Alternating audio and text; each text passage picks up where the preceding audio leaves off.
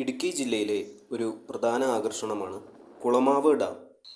തൊടുപുഴയിൽ നിന്നും ഏകദേശം 37 കിലോമീറ്റർ ദൂരത്തിലായി തൊടുപുഴ മൂലമറ്റം കട്ടപ്പന റൂട്ടിൽ കുളമാവ് ഡാം നമുക്ക് കാണാനാവും.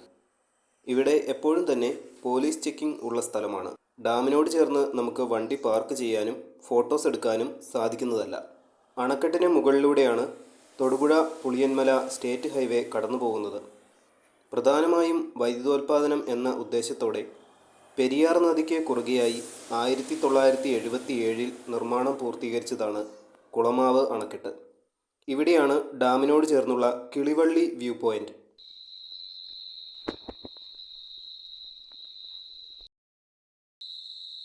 ഇവിടെ നിന്നുകൊണ്ട് ഡാമിൻ്റെ മനോഹരമായ വ്യൂ കാണാം.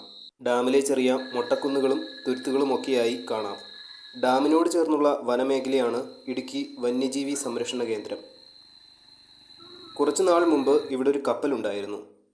ഇന്ത്യൻ നാവികസേനയ്ക്കായി വികസിപ്പിച്ച വെള്ളത്തിനടിയിലെ ശബ്ദതരംഗങ്ങളെ വിശകലനം ചെയ്യുന്ന അത്യാധുനിക സോണാർ സംവിധാനമുള്ള പരീക്ഷണ കപ്പൽ. ഹൈവേയിലൂടെ കുറച്ചുകൂടി മുന്നോട്ട് പോയാൽ ഡാമിലേക്ക് കാട്ടിലൂടെ ഇറങ്ങാനുള്ള ഒരു വഴിയുണ്ട്.